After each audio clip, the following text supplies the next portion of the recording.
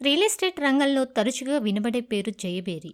ప్రముఖ సీనియర్ నటుడు మురళీమోహన్కు చెందిన ఈ సంస్థకు ఇప్పుడు హైడ్రా అధికారులు నోటీసులు ఇచ్చారు. ఈ నోటీసులకు స్పందించిన మురళీమోహన్ తమ సంస్థ ఎలాంటి ఆక్రమణలకు పాల్పడలేదని క్లారిటీ ఇచ్చారు.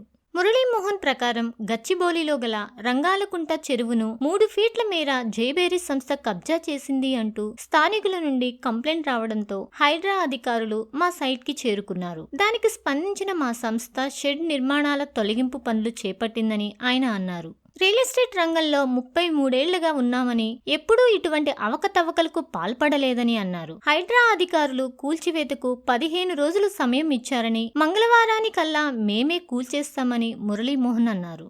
అలాగే జయబేరి సంస్థ చెరువును కబ్జా చేసిన వార్తలపై హైడ్రా కమిషనర్ ఏవి రంగనాథన్ స్పందించారు. ఎఫ్టీఎల్ జోన్లోకి 2 మీటర్ల మేర జయబేరి సంస్థ నిర్మాణాలను చేపట్టిందని, బఫర్ జోన్ నుండి ఖాళీ చేసి అక్కడి నిర్మాణాలను తొలగించాలని చెప్పామని, దానికి వారి నుండి సానుకూల స్పందన వచ్చిందంటూ కమిషనర్ రంగనాథన్ అన్నారు. స్థానికులు ఇచ్చిన కంప్లైంట్ ఆధారంగా మేము నోటీసులు ఇచ్చామని ఆయన అన్నారు.